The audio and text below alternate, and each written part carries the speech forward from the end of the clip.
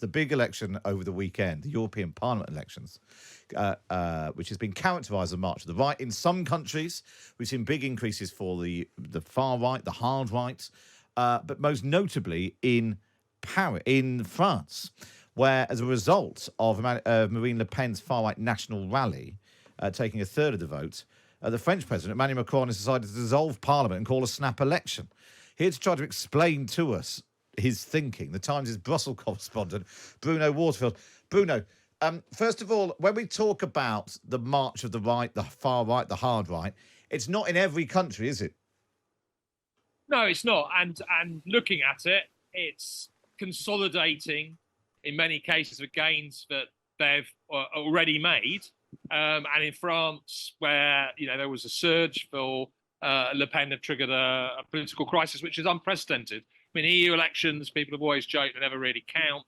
But here you have EU elections precipitating a major political crisis in France. So yes, for big gains for the hard right, populists, Eurosceptics, radical nationalists, whatever you want to call them. Macron and Schulz, of course, always call them far right to try and scare people off from voting for them. So they are making gains, but the centre still holds in the European Parliament. The EPP, the Conservatives, who are the largest group, have increased their share of seats with the tilt to the right. The Socialists, who are still in decline, hemorrhaging votes, and the Liberals, who've done very badly. Even so, they still have a majority. The centre holds. Von der Leyen will almost certainly be the next European Commission president. But Europe is moving to the right, and it's going to be very, very difficult for the EPP, which has also tilted to the right and done well, to ignore these new trends, especially on migration and climate change policy. So, explain then, if it's not all as dramatic as some of the headlines suggest, why has Emmanuel Macron called snap elections? Well, it's dramatic in France. It's dramatic for Macron because he was beaten by Marine Le Pen 2-1. He scraped into second place, a very, very poor second place, with half a point more than the Socialists. Remember, he destroyed the Socialists in 2016 by creating his En Marche coalition that was going to end any possibility of Le Pen ever getting near political power. It's a pretty catastrophic failure. In Germany, Scholz was beaten into third place by the Alternative for Germany party, another hard right party. That party had been disgraced during the elections with links to Chinese spies, links to Russian bribery and influence peddling, a Weasley defense of the SS, the Nazi SS, and he still managed to lose to them. So yeah, I mean, it's a big problem in Germany.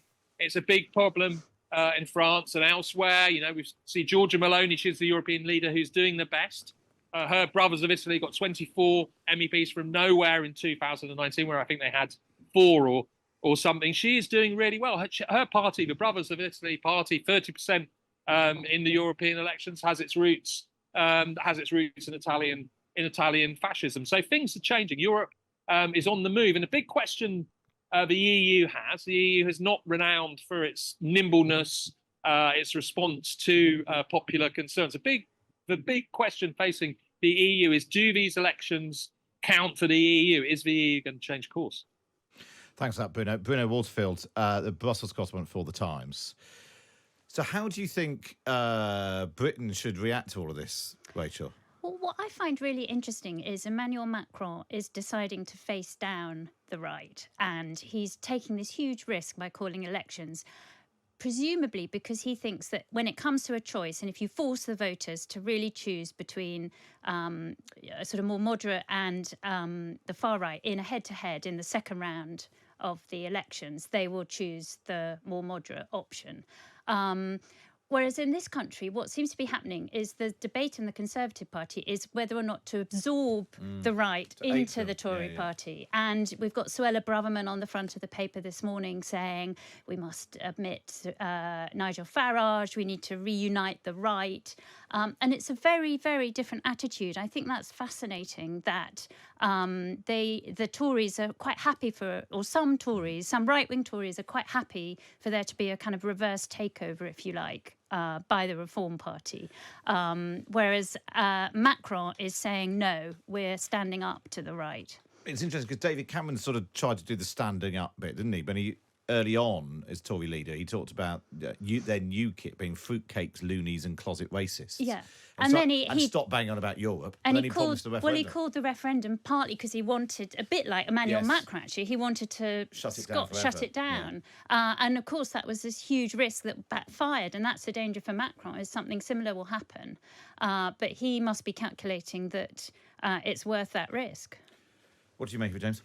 Yeah, I mean, I guess the other thing that he might be thinking, if he doesn't manage to defeat the hard right in France, is that they get into government, or they get into parliament, they start having more responsibility, and they stop seeing, they kind of lose some of the glamour of the insurgent outsider party, start being responsible for decisions, and look a bit more boring and a bit more implicated in I guess what's perceived as the kind of stagnant swamp of mainstream politics, and perhaps you can rob them of some of their glamour that way. I mean, I think it's going to be interesting looking at the rise of far-right and hard-right parties in Europe and across the West in the future to see whether their appeal fades as they become more successful and make governments, or whether, it's the kind of issues, immigration and stuff, that will just keep powering them forward, and other parties will increasingly find themselves having to accommodate some of those, policies. So that was part in some of the sort of briefing around what Macron is up to.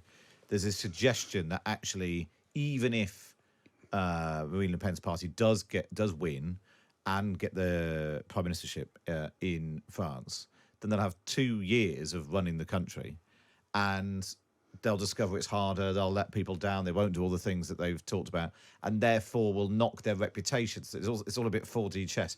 Therefore, undermine their reputation going into the presidential election in a couple of years' time. That's pretty cynical, isn't it? I do think it's interesting, though, that Meloni in Italy has shifted since winning and since taking power to be less hardline than she seemed to be. And there are actually splits on that hard right. So within Europe, particularly over the attitude to Putin and Ukraine. So if you like it, there are sort of moderate hard right and more extreme hard right when it comes to foreign policy and Russia. So it's not as kind of unified as it might seem. And of course, the centre-right do still hold the balance of power, as Bruno was saying. But for Starmer, if he does become prime minister, it's going to present interesting challenges, and he's going to have to build alliances with lots of different people. Similarly in America, if Trump gets anywhere near the White House. And then, part of me was wondering whether, because we sort of tried to read into things the sort of political tides. People say, why isn't this happening in the UK? It's because the crises we've been through, whether it's the pandemic and the economic impact of all that, we have had a centre-right government, and so our sort of need, the we want change movement becomes an endorsement of the left-wing Labour Party. Whereas if you're in France, during that entire period, you've had the centrist, centre-left Macron government. So it just makes sense that the anti-movement is going to be of the right. And it's just, in this case, it's the more hard right, which is the vehicle for that.